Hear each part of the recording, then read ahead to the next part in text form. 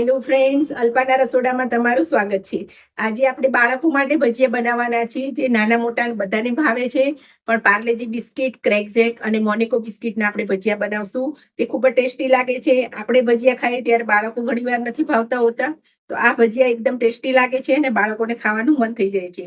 તો ચાલો રેસીપી જોઈએ. તમે મારી ચેનલને સબસ્ક્રાઇબ કરજો, લાઈક કરજો અને શેર કરજો.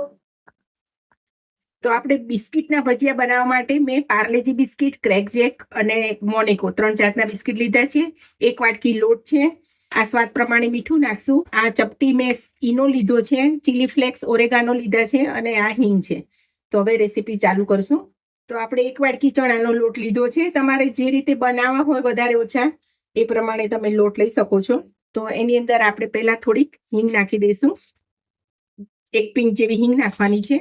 સ્વાદ પ્રમાણે મીઠું નાખીશું. આ ચીલી ફ્લેક્સ અને ઓરેગાનો છે એ નાખી દઈશું.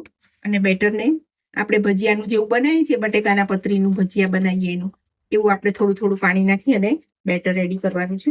તો એની અંદર આપણે આ 2 પિંચ જેવી ઈનો લીધો છે એ નાખી દઈશું અને સહેજ પાણી નાખીને એને એક્ટિવ કરી લઈશું. તો આપણું બેટર તૈયાર છે. તો આપણે બેટરને એકવાર હલાવી લીધું છે અને હવે આ બિસ્કિટને આ રીતે બોળી અને આપણે તેલમાં નાખી દેવાનું છે. બાળકોને આ બિસ્કિટ ખાવાની ખૂબ જ મજા આવે છે અને આપણે ભજીયા બનાવ્યા હોય તો બાળકો ભજીયા નથી ખાતા, તો આ રીતે એ લોકોને બનાવીને આપણે અલગથી આપીએ છીએ તો એ લોકોને પણ મજા આવે છે અને ખૂબ ટેસ્ટી લાગે છે.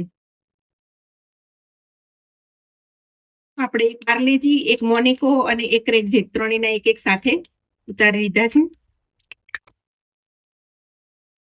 આપણા ભજીયા કાઢી લેવાના છે. તો આપણા ભજીયા રેડી થઈ ગયા છે. તે ખૂબ જ ટેસ્ટી લાગે છે અને બાળકોને મોટા બધાને ભાવે છે. તો આ રેસીપી તમે જરૂરથી ટ્રાય કરજો. મારી ચેનલને સબસ્ક્રાઇબ કરજો, લાઈક કરજો અને શેર કરજો.